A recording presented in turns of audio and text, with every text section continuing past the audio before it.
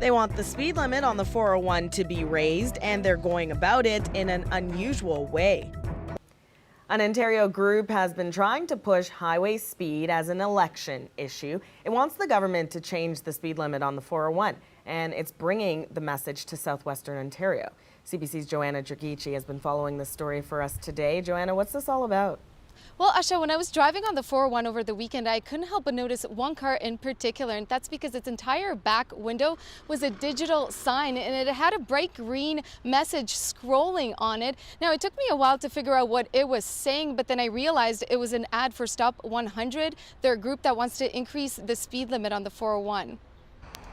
Highway 401 is one of Canada's busiest highways, but there's a group that says it's one of the slowest. It does nothing for safety. It's simply criminalizing our driving, and I say, personally, I refuse to drive in fear for doing 120, 125 kilometers an hour. Stop 100 wants to see the speed limit raised to 120 or even 130 kilometers an hour.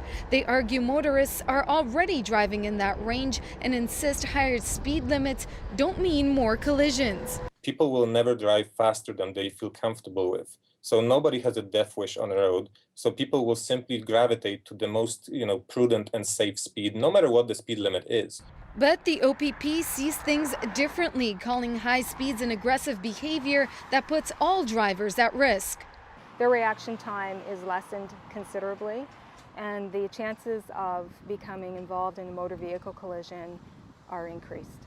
Stop 100 would like to make highway speeds an election issue, but it could be one that would split voters. That would be ridiculous because the cars would be all over and you would have more accidents, I really think. I think if people are just responsible and, we enforce the law like we do now, I think that we'd be fine. It shouldn't go up all. People are doing 140 as it is up there, it seems like. I go to London sometimes and they just drive like maniacs. So when you have it artificially low at 100, but wink, wink, nudge, nudge, there's no ticket for going under like 120 or around 120, why not actually have the speed reflect that? I know the argument is, well, if as soon as you do that, then people go 130, but maybe a little better enforcement, a little more consistent enforcement would solve that problem.